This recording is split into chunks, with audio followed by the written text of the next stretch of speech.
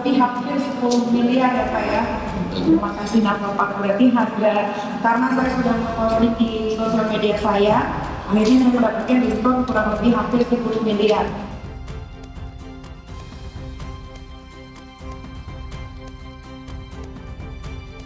Jika biasanya sidang kasus pemerasan dan tindak pidana pencucian uang atau TPPU dengan terdakwa Nikita Mirzani berlangsung penuh huru-hara, diwarnai teriakan para pendukung, kemarin Niki yang biasanya mencak-mencak luapkan muka, justru sebaliknya terlihat sumringah. Raut wajah bahagia itu lantaran kehadiran sejumlah saksi yang meringankan Niki, diantaranya Dr. Samira Farahnas alias Doktif, dan pihak developer yang pernah memberikan diskon gede-gedean saat artis sensasional ini membeli rumah mewah dengan harga sekitar 40 miliar. Ya, segitulah bayaran saya mahalnya teman-teman warga. Alhamdulillah saksi hari ini semuanya baik ya, meringankan semua sesuai dengan faktanya. Memang seperti itu, bahwasannya karena saya pernah mempromosikan YouTube saya, channel YouTube dan Instagram saya, dari harga rumah yang saya beli 41 miliar hingga didiskon jadi 33 miliar, berarti harga endorse saya itu hampir 10 miliar. Jangan sampai ada lagi seperti yang kemarin ya, marga satwa itu ya, Panda dan kawan-kawan itu yang merusak. Jadi yuk kita ikutin aja supaya lebih aman. Karena ikut andil dalam promosi, Niki dapat potongan hingga 10 miliar. Kesaksian pihak developer di ruang sidang ini sekaligus untuk menunjukkan jika bayaran endorse Niki bukan kaleng-kaleng.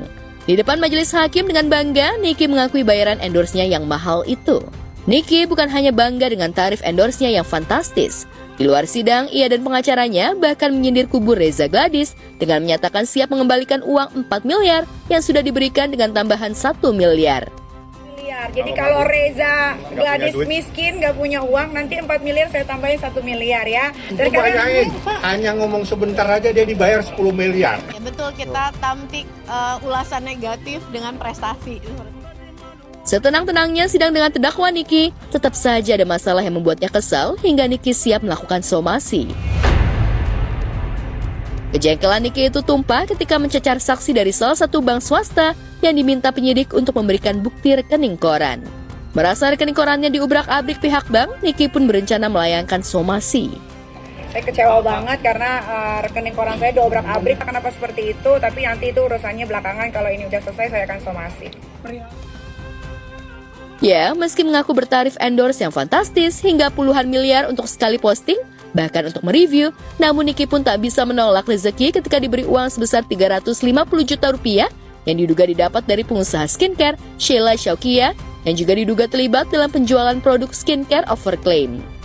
Lantas benarkah uang itu sebagai sogokan agar Niki tak mereview produk milik pengusaha skincare yang dikenal dekat dengan terpidana kasus skincare ilegal Mira Hayati ini? Jadi 350 juta itu sesuai sama WhatsApp yang dikirim sama salah satu ular ini. Itu ada di WhatsApp kok, dia bilang dia ikhlas gitu. Dan saya tidak pernah meminta uang 350 juta tersebut. Ingat ya, saya tidak pernah meminta, ada di WhatsApp dan WhatsAppnya pernah saya putarkan di meja persidangan di depan Bapak Hakim yang terhormat. Di depan juru warta, Nikita Mirzani selalu mengklaim tak pernah memeras kubu Reza, pun tak pernah meminta uang sepeser pun, termasuk pada Sheila Shauki. Uang 4 miliar yang diterimanya dari Reza Gladys diklaimnya sebagai bentuk kerjasama tanpa paksaan, dengan catatan Niki berhenti mereview produk milik Reza yang diduga bermasalah itu. Dalam rekaman antara Niki dan seorang pria yang beredar itu, tampak jelas Niki menyatakan jika dirinya menerima uang karena kubu Reza meminta Niki berhenti untuk mereview produknya.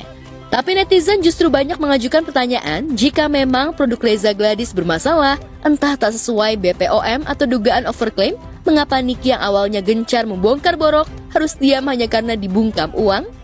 Saya malu gitu ngurusin 4M kok sampai satu Indonesia gaduh. Semoga sikap dan perilaku NM di ruangan sidang ini menjadi catatan buat penegak hukum.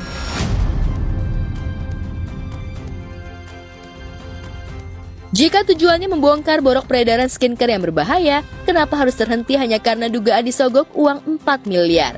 Maka wajar jika kecurigaan muncul, jangan-jangan drama mereview produk yang menyentuh sang pemilik hanya cara untuk menggertak agar pemilik skincare keluar uang.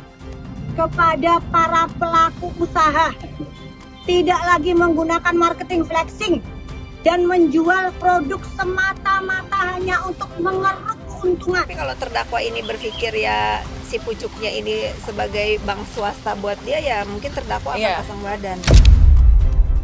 Daripada FS kamu sibuk ya ngurusin urusannya dokter yang di Medan, lebih baik kamu datengin panggilan Polres Jakarta Selatan.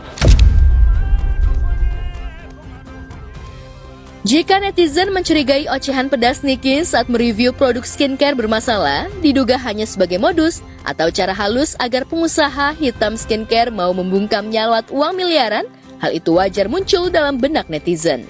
Apalagi praktik saling gertak antara makelar kasus seringkali terjadi dalam praktiknya di dunia bisnis dan hukum. Lantas, bagaimana nasib rekaman dugaan kriminalisasi yang diduga melibatkan aparat hukum yang sudah dilaporkan ke KPK Jumat lalu? KPK gimana kan ini? Tidak tahu kalau itu.